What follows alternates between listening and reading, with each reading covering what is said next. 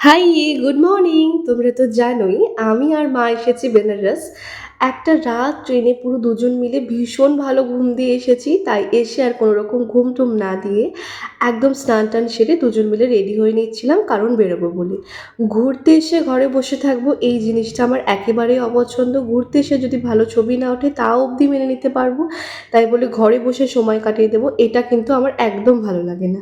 তাই এই সিম্পল কুর্তিটা পরে রেডি হয়ে নিলাম বেরোবো বলে। আর আমরা এদিক ওদিক ঘুরবো, বেনারসের গলিগালা ঘুরবো, এখানকার ফুড ট্রাই করবো আর কাল ভৈরব টেম্পল যাব আজকে, এই ভেবেই বেরিয়েছি সকালটায়। তো এখানে এসে আমরা কিছু মন্দির আগে দর্শন করে নিলাম, ঘাট দেখলাম, আমরা ঘাটের রাস্তা দিয়েই সোজা যাচ্ছিলাম। এই সময় মায়ের সঙ্গে আমার হালকা পাতলা ঝামেলা হচ্ছিলো, কারণ মাকে আমি বলছিলাম যে আমাকে একটু ভালো ছবি তুলে দাও, আর মা পারছিলই না। যাই হোক, তোমরা যখনই বেনারস আসবে একটা ভালো ফটোগ্রাফার নিয়ে অবশ্যই এসো, কারণ ছবি তুলতে না পারলে কিন্তু রাগ হবে। ওই যে আগেই বললাম, আমার ঘুরতে এসে ছবিটা মেন মনে হয় না, আমার মনে হয় ঘোরাটাই মেন, তাই জন্য আমার অতটাও রাগ হয়নি।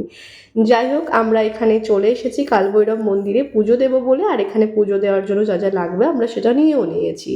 আর ভেতরে যেহেতু ছবি তোলা অ্যালাউ ছিল না, তাই ছবি তুলিনি। আর বেরিয়ে এসে আমরা লাঞ্চটা সেরে নিয়েছিলাম অন্নপূর্ণাম রেস্টুরেন্ট থেকে, যেটা কালভৈরব মন্দিরের খুব কাছেই ছিল।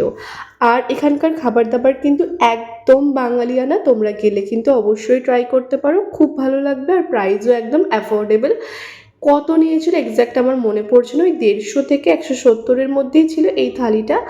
আর আজকের ভিডিওটা কিন্তু এই খাওয়া দাওয়া দিয়েই শেষ করছি। নেক্সট পার্ট দেখতে গেলে কিন্তু চ্যানেলটাকে সাবস্ক্রাইব করে রাখো।